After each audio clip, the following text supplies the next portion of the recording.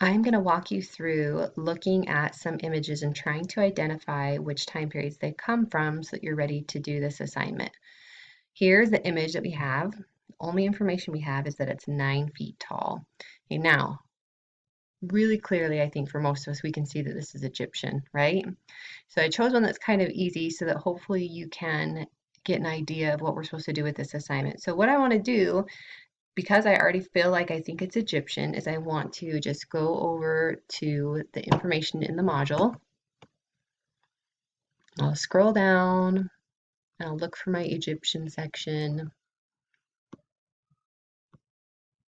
Okay, I'll start with this first page. All right, so first it's giving me some information about history. I really want to look at the information about art for this assignment. There's some more information about religion. Keep scrolling down. Here we go, artistic context.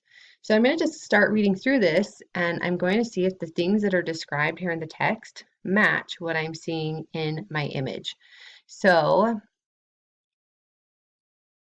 I'm reading through, and I look back at my image, and I can see as I read through here that it says that we've got some common mediums for Egyptians, that wall paintings is one of the common mediums. And that looks to me like that's a wall painting over there. So that's one thing I could put.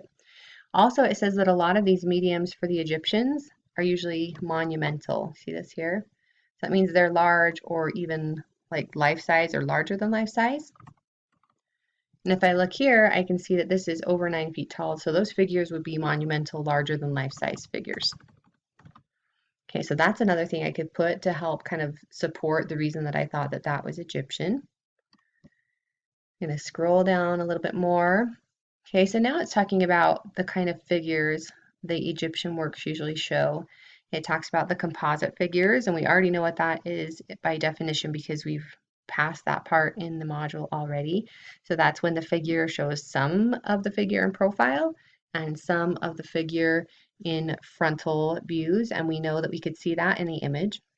And we can see that the figures in the image are all the same size. Okay, they all have the same proportions. They all are the same size, and that helps us to probably say that, like most Egyptian art, this probably uses the grid system with the canon of proportion so that everybody looks the same. Okay, the figures are usually idealized, it says next, and we see that in our image with generic features and striding poses. Okay, generic features, nobody looks individualized. Striding poses, right, composite figures on the grid system with the canon of proportions. Hieratic scale is something we see a lot in Egyptian art. It's talking about that right here. We don't really see that in our work because remember that the most important person is the biggest. It says though that figures are still, so they don't move a lot and they don't show a lot of emotion. So let's look back.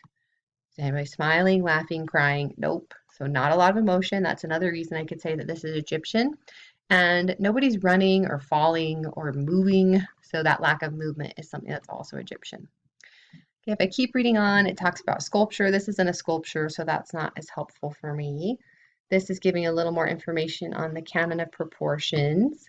And let's look at this last little paragraph and see if there's anything else that we'd want to include for our reasoning as to why this is an Egyptian work of art. Okay, so this says shallow space, little setting, continuous narrative, and horror vacui. Okay, continuous narrative is 2 moments in, or even more than that, moments in the story shown at once. And then horror vacui is when they just pack up all the space with a lot of other stuff. And then it says registers are also common. Okay, so registers, it's just a horizontal band to kind of order the composition. So if we come back here, we can see this is actually a register, right? Here's the top of the band, here's the bottom of the band, so we can say that that's true. When we look at the space of the image, there's not very much, right? It's very shallow, just as the paragraph described, and there's not really a lot of information in terms of the setting. So that's another reason that we would say that this is Egyptian. Okay, now this too, I think, is pretty close to horror vacui. You'll see it in some Egyptian works even more strongly, but there's not a lot of empty space.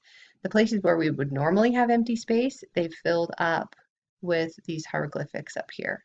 So that would be another reason we could use to support why we think this is Egyptian. Okay, so if you look at the information in the modules and you look at the images, you should be able to kind of tie those words in with visual cues and be able to make a good argument as to why you're identifying all of those images with certain time periods. Good luck.